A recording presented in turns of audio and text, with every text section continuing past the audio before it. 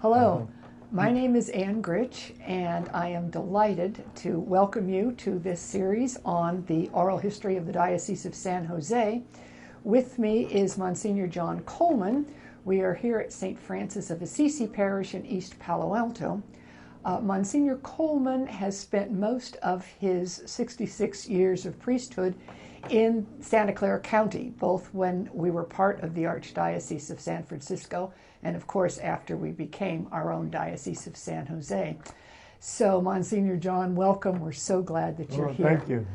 Before we get started, I do need to tell you a story about Msgr. John and I. We go back quite a ways, but we were really kind of joined together during the 1989 Loma Prieta earthquake. Yeah. The priests of the diocese were on retreat at El Retiro, the Jesuit Retreat Center, and I was working in the worship office then, so I was coordinating the liturgies. So I was on site at 5:04. Msgr. John is in the phone booth making a call. This is before cell phones. And I was walking across the courtyard, and all of a sudden, everything starts shaking. So Msgr. gets out of the phone booth, and the two of us are grabbing each other's shoulders and writing it out. They told us that it was only 30-something seconds, but it felt like 5 minutes. Yeah. But ever since then, we are earthquake buddies. So I'm delighted to have this opportunity to speak with Msgr. John. Mm-hmm. So tell me your first assignment many, many years ago as priest, newly ordained. St. Joseph's, Mountain View, 1950, July 1950. All right, and you were associate pastor or parochial vicar. Mm-hmm. Yeah. And at that time, too, were there a lot of Spanish-speaking in the parish? Because most of your time you've been with Spanish-speaking. They were quite a group. Father McDonald had just started a great youth club. And some of the members of that Spanish-speaking youth club are still around. I celebrated some of their 50th wedding anniversaries, one 60th wedding anniversary. Wow. And he did so much good with that youth group that they all turned out well, you know. And he started the Guadalupana Society. I think it still perdures. He started a group to help with funeral expenses. He started the credit union. He had athletic teams that were involved the police department. I remember one policeman, he gave each one of the club members a ride on his motorcycle. And they were potential gangbangers, you know, but they all turned out to be great kids. I think it was because of that youth club. He had them into boxing even. So somebody says, Father McDonald, you're so mild and meek. He was there from 47 to 50. You're so mild and meek. What do you got them doing boxing? He says, well, they're already fighting each other in the street in Castro section.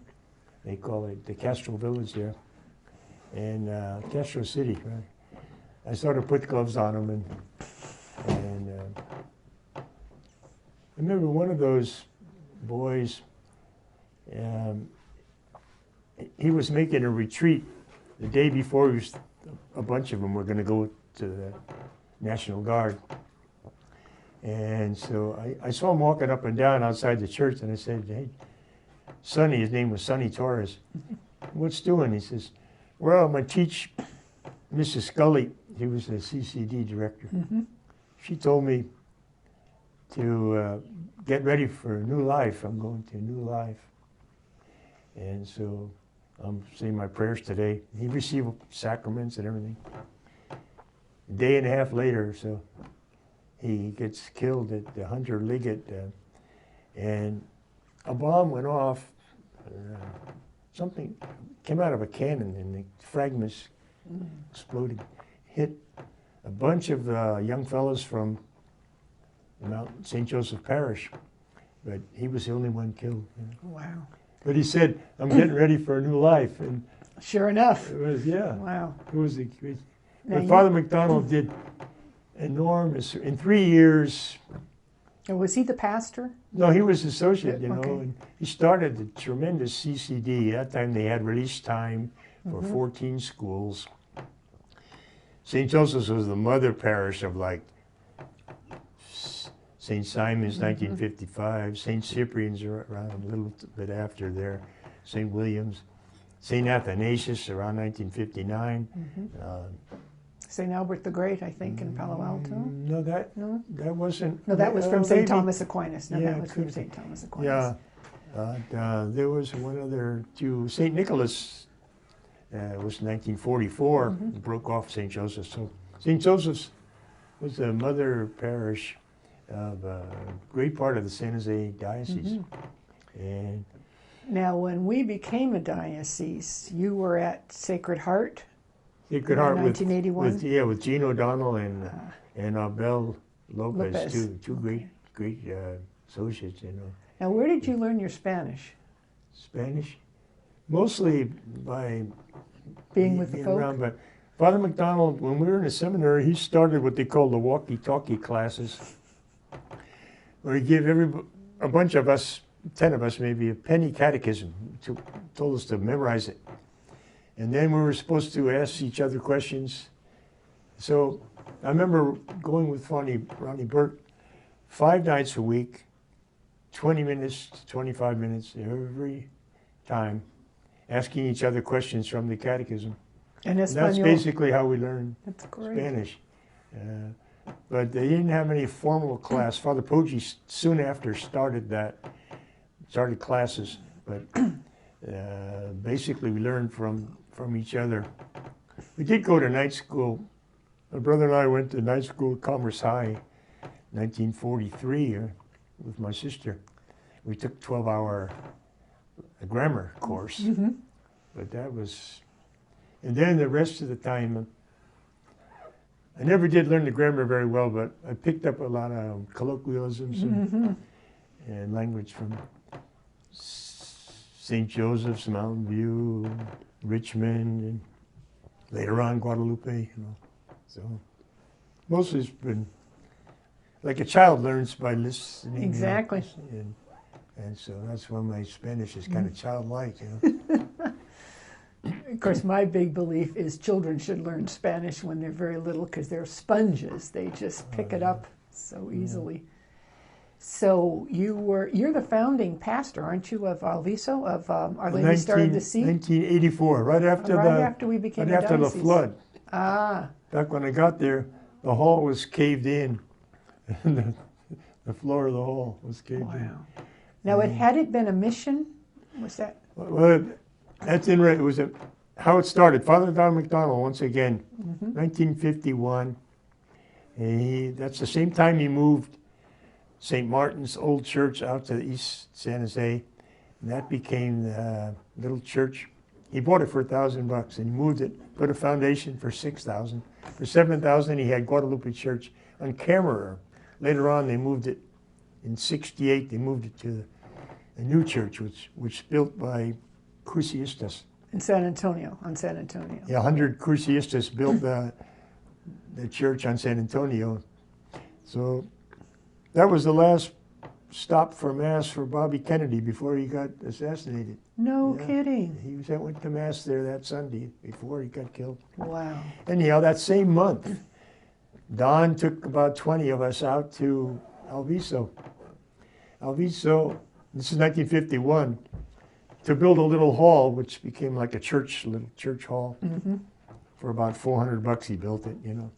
And then at that same month, he goes out to Decoto, in the Diocese of Oakland now, Union City, and builds a hall. Well, it was built for a church, but it's now a hall. He built the brick walls and they put a prefab roof on there. Angelo Ray worked on that, and Father Bell from the Marino, he worked on it. And Father Doug and Father McCullough, Father Ronnie Burke, and Father Don. Oh, and Matt Perino, who was a good builder, he worked on. So in about 1 month, Don literally started 3 parishes. Wow. All in this, I would say, was close to a month, you know. So we were helping him on vacation, some of us, you know. When we were on vacation, we'd love to hang around with him because he was like a, you know, Pied Piper for the priest, you know, a great guy. So I remember one time asking him when I was staying at Guadalupe for a couple of weeks, the original Guadalupe. Oh, where's the beds? He said, open that door. Open the door. That calls an army cot. Oh. You know? That was the beginnings of Guadalupe Parish and the beginning of Alviso Parish. Mm-hmm. You asked about Alviso. Right. I'm diverting here.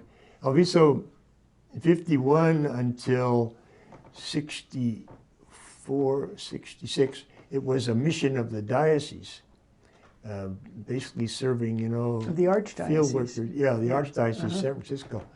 And then when Our Lady of Peace was built, it became, in the boundaries of Our Lady of Peace, it became a mission of Our Lady of Peace. And Father Goody worked there a lot. And in fact, Father Goody was responsible for getting streets put into that city. Oh, wow. He set up a toll gate on the bridge to bring the newscasters, you know. And so he shamed San Jose into putting streets in a forgotten Alviso, you know. Mm-hmm. Yeah. Now, you mentioned that it was set up for, was it farm workers, for people? Oh, well, originally in the early 50s, well, there were quite a few people there in Alviso, a couple thousand, but also workers were brought there for Mass too. And he had Mass first in a Quonset hut and then in a little hall that he built in 51. In 52 or 53, he bought a church for $1 from Redwood City. He brought it down to Alviso and stuck it there. And Ronnie Burke built a wing. George Haig built another wing. And then they expanded the hall. And now today you have a nice little... Oh, it's a wonderful, wonderful parish. Yes. The termites even left. I remember back in, around 1988 or so, Chuck Buckley told me, he was the building inspector, he said, that wall is full of termites. The termites are standing in each other's shoulders, you know. And so, but he would spray it for us and try to keep it from falling down. Lately, the termites are gone. All right. And so, Father Hector, the present pastor, he doesn't know how they went away, but they're gone, you know.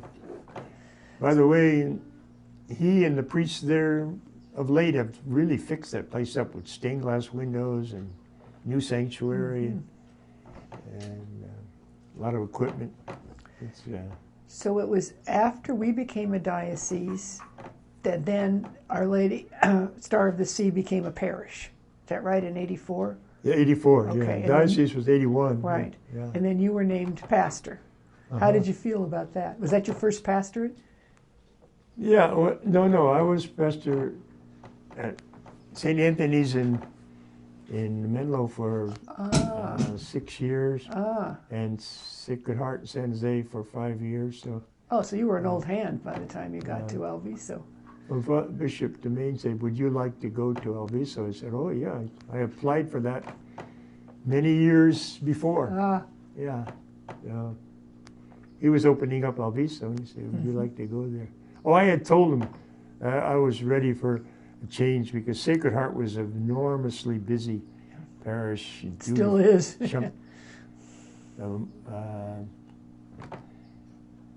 Father Cucullin Moriarty made it that way. It was a sanctuary for refugees and everything. It was a really busy place. And so I had asked him after 5 years for a change. He said, "How would you like to go to Alviso?" I said, "Oh, great, yeah." And you were in Alviso for 13 years. 13 Yeah. years. I didn't do a heck of a lot, but I was there. You did a lot. I don't remember doing a great deal. But that's not true. anyhow, you did a moved. lot. You and I Sister remember one Josefina time did. we had to move in a house, and so whoever moved the house left it a block away from where we wanted to put it. Oh no. So we had to move it twice. And so meantime it was vandalized brutally by a bunch of kids, you know.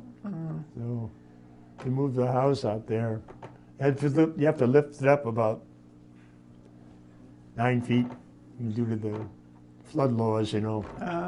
So the house has a little hall underneath. You know. Now, when did Sister Josefina come to work with you? Right away. Oh, okay. Right away. Because you two were a good And team. she came. I remember the first collection was $100, so you're not going to hardly pay the phone Right. bill, you know. So I told Josefina, you know, all she says, I don't worry about that. It's my order will help me a little bit, and you know, we'll get by.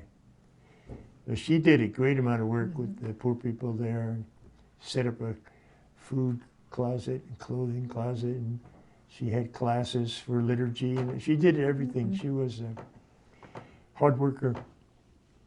And at first she drove out every day in her little Volkswagen. She came from San Jose. I don't know where exactly she was staying. And later on we refurbished a little cabin and made a little convent, and now it's a parish office. So, yeah. I do remember her little house. It was darling. Yeah. When it came time for amnesty, 86 around there, she literally did the papers for hundreds of people who didn't really know about the newspapers and the amnesty and all this. But she said, the newspapers tell you get amnesty. Come on down. I'll fill out your papers. Okay. You know. So, by the way, interesting thing about Alviso, back around 1950, 51, they were giving away houses. Highway 880, now 17, or vice versa. There were houses there for the taking, if you could move them. So Don got Kelly Brother Movers to move 25 houses. He bought them for $1,000 each. They're now worth $250,000. I can imagine. $500,000. And he settled in there 25 great Christian, you know, Catholic families to make a parish. Yeah, and he got homes for the best of Catholics, you know, like the Dominguez family and the Hernandez family, all those families out there. Castillo family, they're all saintly. He put saintly people in there, you know. So. The Mendozas, did the senior Mendozas, Raul Mendoza's in-law? No, they weren't Mendozas. Yeah, Raul Mendoza's in-laws, wife was one of 10 children from, and they're doing wonderful things, that family. Yeah. I'm talking too much here, you know. That's the whole point. Carried away when you mentioned Don McDonald. The work that he did was enormous. It's in the founding of the diocese, you know, for East San Jose. And the thing was, when they did a history of East San Jose in the paper, this Mercury, they didn't mention. They did not? That he had been the mentor of Cesar Chavez, that his little center was the cultural center of all the Latin Americans in the east of San Jose. Exactly. And that's where they had the quinceaños, all their festivals, all their credit union, everything. Credit union, Cursillo development. He brought Cursillo west, you know, with Ronnie Burke. That was about 1980. He brought the Cursillo out here. Yeah. Oh, I take it back. 1960, 61. Yeah. He went to the Cursillo in Santa Fe, New Mexico, and he and Ronnie Burke. And Ronnie says to me, they got something really good going over there. You ever heard about Cursillo, you know? So he inveigled me into doing some of the early Cursillo work. So. And you did a lot, didn't you, during your priesthood? Cursillo Well, work? I went to maybe 20, 30 of them. Uh-huh. But It's yeah, a wonderful I program. had that job for a while, although to work with the Cursillo. Oh, yeah? Then I turned it over to Bob Leger. I asked Bob Leger to do it, and that was a wise choice. Yeah.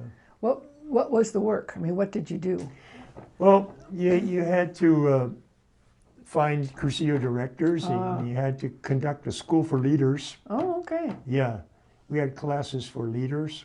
If I remember, we used to have classes at Holy Trinity Church, the little hall there. Mm-hmm. And we had a lot of classes in Alviso. And the Cursillo movement went into Vietnamese. Mm-hmm. Oh, it's very strong. And the Koreans also very strong in the First Cursillo. was Mexicano, then the English, and then ecumenical, and Vietnamese, and the Filipinos, a tremendous number of Cursillos. And anyhow, that's another diversion here. No, it's a great one. It's part of our history as our diocese, because Cursillo is still going. Oh, yeah. Well, Ronnie Burke was in Don McDonald. We brought it west. Yeah. And they had the first Cursillo in Stockton. You know who was Andy Velasner, Sylvia Velasner's husband. You know her. Oh, yes. He had 10 children. He was a roofer. He was the first rector, and his Spanish was worse than mine. His Spanish was primitive. But he didn't know how to be a rector of a Cursillo. So they had this book that Don brought it from Santa Fe, How to Be a Rector. How to be a rector. There were Chapter ahead of the kids. Early Cursillos would end at 1 o'clock in the morning because they were so slow in between trying to figure out what goes next. They study what comes next. And, Great stories. Great stories. Yeah. Well, Alan McCoy was one of the early rectors in Cursillo. Of course, Father Burke, Father McCullough, Father Don McDonald. Mm-hmm.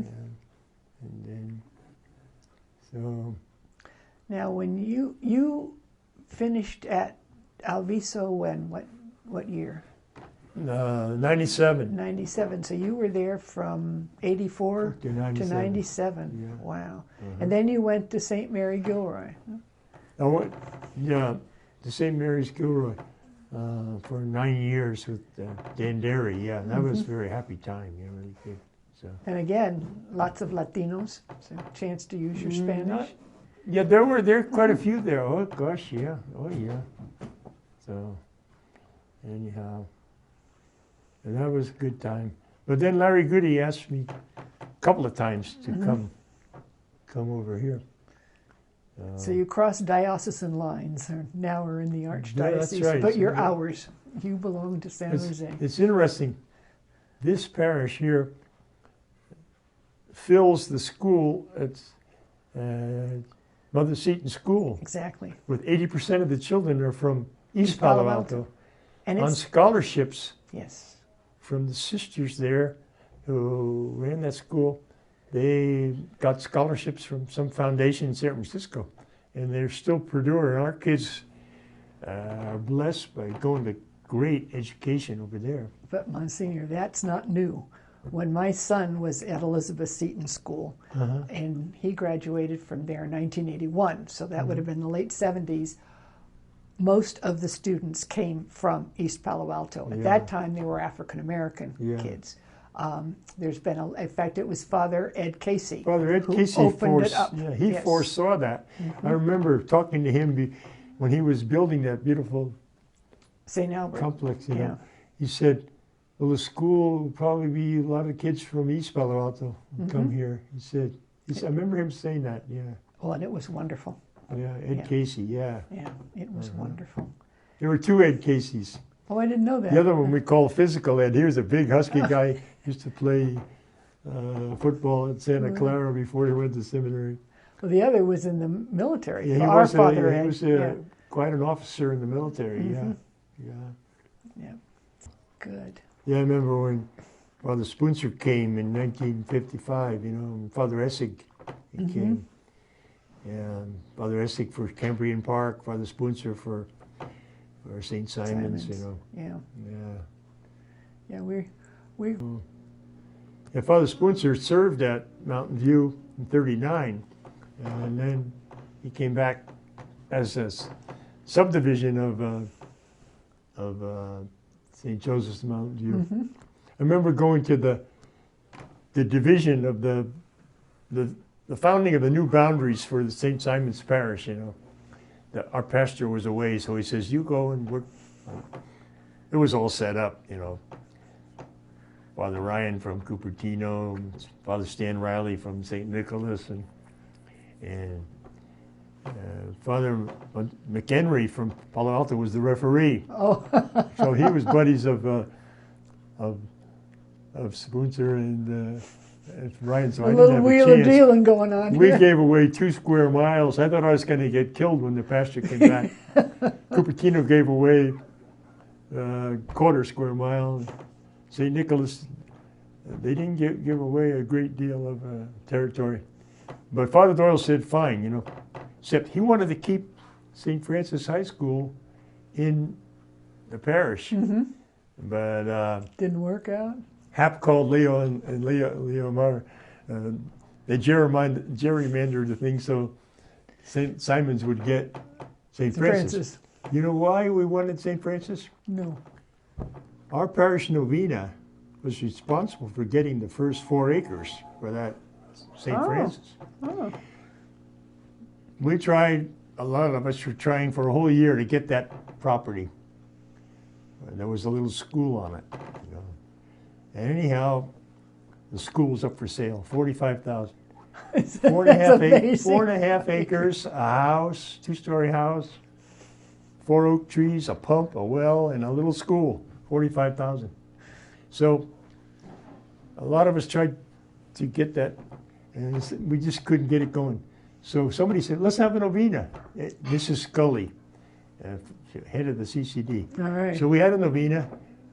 Within one day, we put a little cutting of Don Bosco's cassock in front of the house. A day later, Julius Bertrand comes walking across the property. He had 8 children. He was a big businessman. He says, where's Father Doyle? So he's on vacation. Call him. Is that property for sale? We got to get it. We called him. He came back from vacation. They went to see Mitty, Archbishop Mitty, excuse me. And for $45,000, they got the first 4 acres of St. Francis High School. Then they needed more area for St. Francis High School, you know, football field, Sure. you know, baseball field, all this stuff. Ira Higgins would sell to nobody. He sold 20 acres to, the Brothers of Mary bought it from our parish. After we used the little school for a year, they bought the whole thing The Holy for Cross Brothers. $55,000. Holy Cross Yeah. Brothers. With Father Bruhall came out and he saw it and he wanted to buy it. So once again, Father Doyle was on vacation, so he says, if you can make a profit on it, sell it, you know. So we sold it to the brothers, and they started St. Francis High. And Ira Higgins sold them 20 acres. And so the local newspaper said, how come you wouldn't sell to anybody ever? I don't know, he says, they got something up there working for them. So we got the 20 acres. And that's St. Francis High now. I could see why St. Simon felt a certain investment in Well, yeah, wanting well, to keep it. St. Simon's thought, we'll get the local priest there to help us on Sunday. Sure. You know. So, but Hap was big buddies with Leo, so they made Cuesta Avenue the boundary, and so they got St. Francis. But Father Doyle, who had landscaped the original St. Francis area, you know, with his own little bulldozer and everything, did gardening work there. He said, oh, he was very good, very gracious. He said, okay, you know, it's okay. You know that Stan Riley, Father Stan, was in the Bataan Death March, and Father Jimmy Doyle, those two, they were appointed by Leo Maher back in the 50s to look for property. Ah, That's how we have a ton of parishes down, God bless them, because they got Athanasius and all the Cyprians and all those little properties, I'm not sure about St. John Vianney, maybe so, but Simon's and all those properties, they were good at real estate and business, The two of them, they scouted for Leo. And Leo, you got to bless Leo for getting the property for many parishes for Diocese of San Jose. Very forward-looking.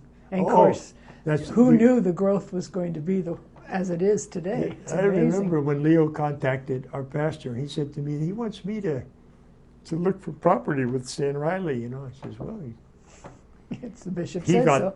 He got the property for St. Joseph's School on Miramani Avenue. He went up in an airplane with a friend of his, and they scouted the area, and they saw this place, 12,000 an acre. Now it's $1 million. He bought 15 acres there, St. Joseph's and Miramonte. Yep. That grammar school. Yeah. They also had a high school there for a while for girls. Didn't pan out. And by the way, Sister Leo, a Holy Cross sister, when they were building St. Francis High School, she says, make it co-ed. Oh no, they wanted to put one boys and then a mile away the girls. Was it Mother Butler? Yeah, no, that was in San Jose. St. Martin's Church. Yeah. Mother Butler. It was Holy Cross. It was Holy Cross yeah. for the girls, yeah. But it didn't pan out. It lasted about 10 years. Some of the alumni are still around, But she wanted to have it co-ed. Smart. That was in 53, That was very... Yeah, 1953, yeah. She said, make it co-ed, She was the principal of the original St. Joseph's Grammar School there. Yeah. Anyhow, I'm jumping back and forth between years, but... Doesn't matter. One thing reminds you of another. Sure. Ancient history. It's good to get it captured. Yeah. But that was foresight for her, because they did this co-ed now, I think. Yes, it is. And has been for quite a while. Yeah.